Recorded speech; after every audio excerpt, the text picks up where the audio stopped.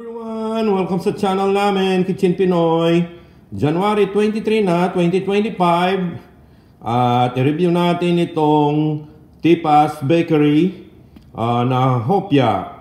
Ang flavor nito ay pandan. Ayan siya, gawa siya ng Taguig, Metro Manila. Tipas, Taguig, Metro Manila. Kaya tinawag nilang Tipas, yan, the original. So ito guys, ayan, ito siya, ayan. Una pala, ang bili ko dito, almost $7 ito. Ang bili ko, 10 piraso, medyo mahal. Ayan, ayan siya. 10 piraso ang laman niya. And ito, paborito ko nung bata ako ito. Mga 20 years na yung last na nakatikim ako nito. At iba pa ang itsura nun. Malalaki sila noon. Mas malalaki ito, maliliit na lang ito. Ayan, iba-iba pa ang ano niya. Iba-iba pa ang size niya. May maliit, magaan ito. Ito, mabigat. So marami nang pinagkaiba noon. Masarap siya noon, makunat siya. At iba noon. Ang flavor nun na nabibili mo nun, kung di ako nagkakamali, yung may ubi na nun eh. Yeah, tsaka yung normal lang na hopya, hopya munggo. Malalaki nun, mga siguro, ang laki nun, mga 1.5 nito. Mga nasa 2.5 inches siguro ang ano niya, ang laki niya nun. Hindi siya ganito kalilit. Maliliit na ngayon. At saka noon, malaki yung box nito. Malaki ang isang box nito. Habagay, depende siguro doon sa mga pang-export. Ewan ko lang dyan sa Pilipinas kung sinong kumakain ng tipas dyan. Comment lang kayo dyan kung ganito rin ba yung hopya ninyo. So ito guys, siyempre masisira to pag hindi nakalagay sa freezer, frozen ito. At mayroon naman silang instruction dito. Eto, may instruction dyan kung paano mo siya iluluto, i-reheat. So ayan, sinubukan ko na lahat yung style. Pero ito ano siya, medyo nadudurog siya pag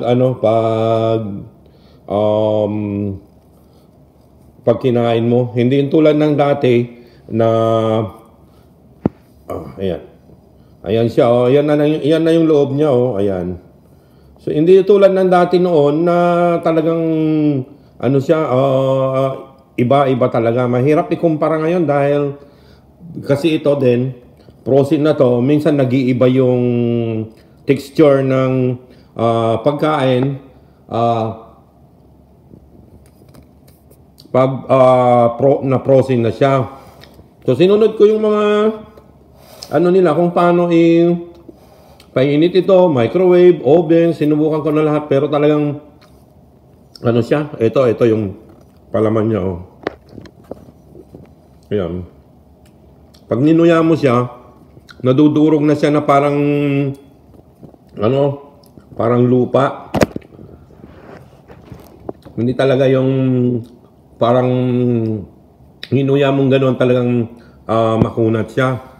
So sa bagay, 20 years na yung nakaraan na kumain ako nito, nakatikim ako nito. Paborito ko to noon 20 years ago, paborito ko to magkumain pag yung may tindahan sa harapan ng bahay namin sa Pilipinas noon.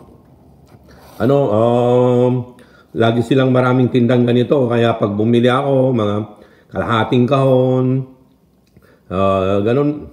So, magkano na ba ang isa noon, 20 years ago? I think 2 peso pa lang yata noon kung di ako nagkakamali. Pero nung una akong nakatikim nito, mga 1990, early 90s yata, mura pa lang ito noon.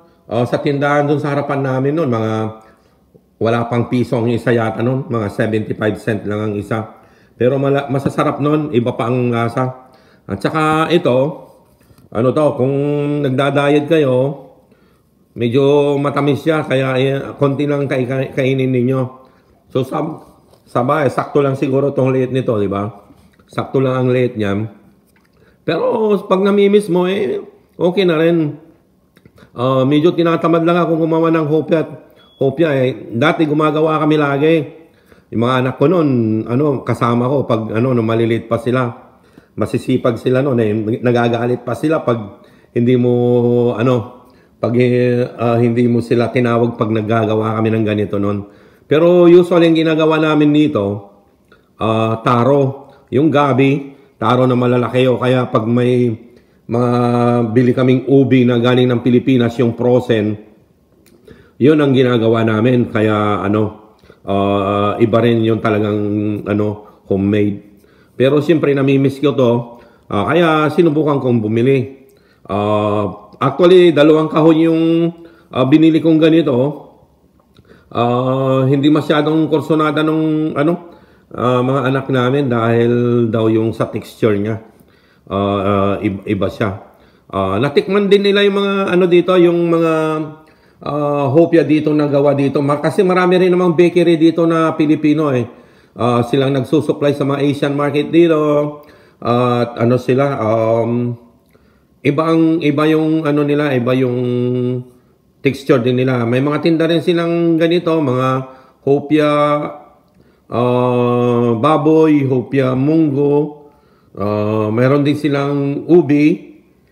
Ayun, halos parehas lang sila ng presyo dito sa Tipas. Mas malalaki dito ng konti, mga another half inch pa siguro ang laki niya na pabilog. Malalaki yung mga tinda dito, mga $5 yata yung yung mga 6 na piraso. So halos parehas lang sila ng presyo. So yun, masarap, okay na rin ito pang kape. At kung hinahanap ko lang talaga kasi yung texture niya noon, yung nung una kong talagang nakatikim nito. Paborito ko to noon Talagang paborito ko to noon. Tuwing magkakape ako noon o bumibili ako niyan. Hindi pandesal binibili ko yung pang-umagahan ko noon. Ito yung binibili ko ng pang-umagahan ko noon. Yung mga original talaga na flavor nila noon, yung ubi at saka yung normal lang na hopya munggo. So yun lang guys, share ko lang yung Tipas Bakery. Kung sana yung makarating doon sa may gumagawa nito, baka pwede pong bawasan niya yung sugar naman niya. O kaya yung may choice ba na kunwari bawasan natin 50 less sugar. Parang dito may mga nabibili na rin dito sa Amerika na yung less sugar, ganun yung mga cookies, ganun. Ang katamis din dito talaga ng mga pagkain, grabe. Mga cakes, mga ganyan, ice cream. Pero ngayon, mayroon na silang, may choices ka na dito sa amin na yung ice cream, kunwari, less sugar, 50% na less sugar. May mga cakes na rin na ganun, mga cookies, pero hindi pa masyadong karamihan. So, yun lang. Share ko lang, guys. Ayan, Thank you, guys. Okay.